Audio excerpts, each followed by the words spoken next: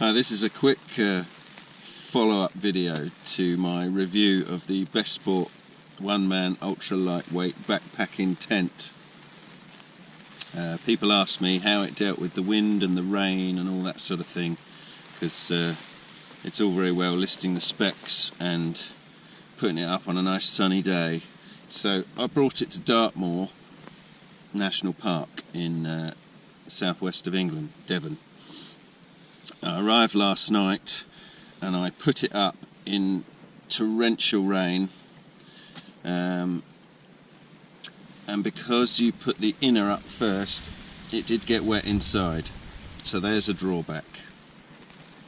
I did dry it out with a couple of tissues, and I brought the footprint with me, but I didn't put the footprint down because I couldn't find it in my bag.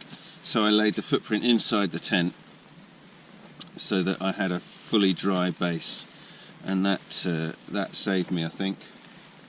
But I've just spent the night in it. It's the morning now. I'm sitting in a tent in the dark. It's 9 o'clock at night, and I'm on Dartmoor National Park. And the wind really howled last night, and the rain was awful. And I was quite concerned, having not really used it in anger, that the whole thing would collapse and blow away. But it hasn't. It's up. It's still up. I'm still dry, and it's doing okay. There was a tiny drip on me last night when I was going to sleep, but I think that was just the residual water that had soaked this in a bit when I was putting it up. So in all honesty, I would suggest that this is a great tent for the summer, and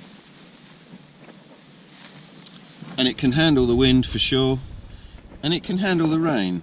But if you're putting it up in the rain, then you do need to take precautions, you know, have a towel with you or something, because any tent that you pitch the inner first, you're going to have that trouble.